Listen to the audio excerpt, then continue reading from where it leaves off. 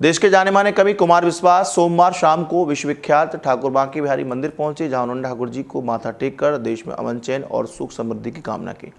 पत्रकारों से रूबरू होते हुए उन्होंने कहा कि ठाकुर बांके बिहारी की नगरी वृंदावन रस और आनंद की भूमि है। यहाँ आकर व्यक्ति पूरी तरह से आनंद में आ जाता है। कहा कि उनकी माता जी भी यहाँ आने वाली थी, लेकिन स्वास्थ्य ठीक न होने के चलते वे नहीं आई। मैं उनके प्रतिनिधि के रूप में यहाँ ठाकुर बांके बिहारी के दरबार में हाजिरी लगाने आया हूँ।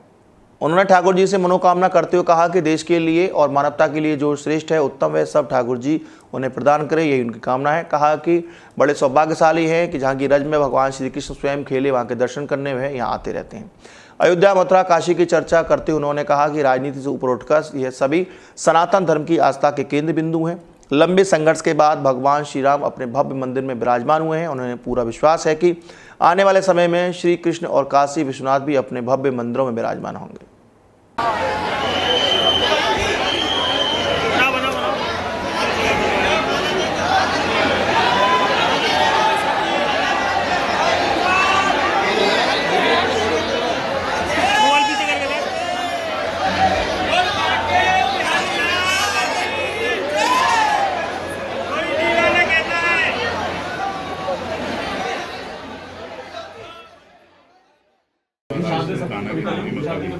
मथुरा हमारे लिए तो घर है, हमारा तो परिवार है। और मथुरा में आज कविता के कारण बहुत वर्षों बाद आगमन का अवसर मिला अग्रवाल समाज के माध्यम से। अभी पिछले दिनों जन्माष्टमी के पुण्य पर्व पर अपने अपने श्याम का अवसर मिला वृंदावन की पवित्र भूमि में। तो जैसे मैं कहता हूँ कि अयोध्या जो है वो श्रद्धा की भूमि है, काशी परमानंद की भूमि है, ऐसे ही ब्रज रस की और आनंद की भूमि है। यहाँ प्रवेश करते हैं आदमी रस में आ जाता है, आनंद में आ जाता है। और आज बिहारी जी की प्रथम झांकी पाने का सौभाग्य प्राप्त हुआ। ये पुण्य कर्मों का फल है। और माता जी ने कहा था, वो भी भैया को डांट के कहा कि मैं नहीं आ पा रही हूँ, बीच में तबीयत खराब थी, तो उनकी ओर से एक तरीके से मैं हाजिरी लगाने के लिए आया हूँ। क्योंकि माता और पिता का जो भी दायित्व है वो बच्चों को पूरा करना चाहिए। अब उनको स्वास्थ्य ठीक से लाभ हो रहा है तो अगले माह वो आएंगे। प्रति माह कोई ना कोई परिवार से आता है। क्या मांगोगे? भगवान से कभी मांगता नहीं है, क्योंकि इनसे भी मांगना पड़ा तो किसे समझाएंगे कि क्या चाहिए। हमारे भविष्य के लिए, देश के लिए, मानवता के लिए जो श्रेष्ठ है, जो उत्तम होगा, चाहे वो सर्जना हो चाहे संहार हो, भगवान उसकी व्यवस्था करेंगे। मनुष्य बुद्धि के नाते हम कई बार उसकी व्याख्या नहीं कर पाते। हमको लगता है कि दुख है, हमको लगता है कि कष्ट है, पर भगवान की जो दृष्टि है हमारे तीनों कालों में जाती हुई, हमारे भूत में, हमारे वर्तमान में और हमारे आगत में, वो सही निर्णय लेते हैं। वो पाप कराएं, पुण्य कराएं, उनकी व्यवस्था है।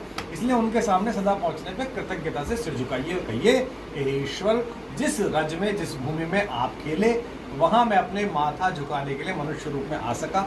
मेरे इस सौभाग्य के कारण आप हो, मैं आपको धन्यवाद ज्ञापित करता हूँ। बाबा ब्रज में आने का मौका मिल रहा है। हिंदू सनातन संस्कृति की धरोहर, जन्मभूमि की छुट्टी, क्या करें? मैं आशा करता हूँ कि जिस प्रकार वर्षों के संघर्ष के बाद भगवान राम अपने श्री विग्रह में पुनः विराजित हुए हैं, राजनीति से परे हटकर दूसरा पक्ष ये बात समझेगा कि चाहे काशी हो, चाहे मथुरा हो और चाहे अयोध्या हो, ये सनातन धर्म की आस्था के मूल बिंदु हैं। यहाँ अगर उनको अपना पूरा स्थान देने का प्रयास वो करेगा और पूर्व में बाहर से आए, रेगिस्तान से आए विधर्मी लुटेरों के कारण जो कुछ भी अपकर्म यहाँ हो गया था, उसका शुद्धिकरण अगर दूसरा पक्ष कर सके, बिना किसी न्यायालय के वाद के, बिना किसी राजनीतिक दबाव के, बिना किसी जनमत के और बिना किसी चुनावी गणित के, तो मुझे लगता है देश की सार्वभौम और समरस एक रूपता के लिए अच्छा होगा, सांप्रदायिक सद्भाव के लिए अच्छा होगा।